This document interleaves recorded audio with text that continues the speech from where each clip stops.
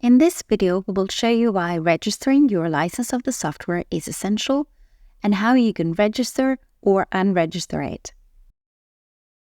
By default, after the initial installation, the software prompts you to register your copy of the software. If you have accidentally closed the registration dialog, you can find it under the Help menu. Using this registration form, you provide some essential identification information. The identification information you provide are bound to your email and to the serial number of your copy of the software, which is automatically retrieved during the registration process. For more information as to how we handle your personal data, please refer to our privacy policy.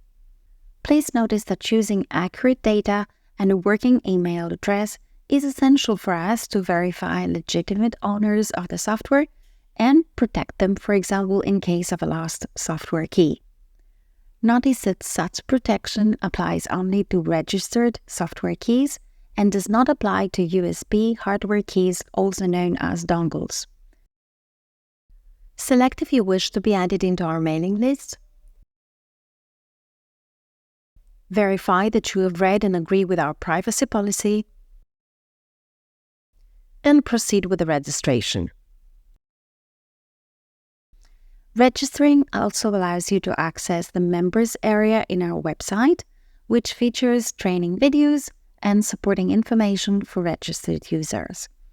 For more information, please have a look at the software's end-user license agreement found under the About menu of your software.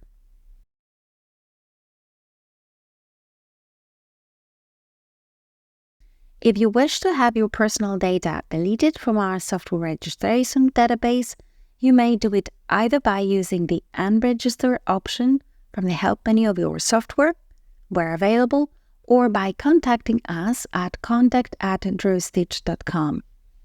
Please have in mind that unregistering your software means that we no longer have the means to verify that you are the owner of a certain software key, so that we can replace it in case you lose it.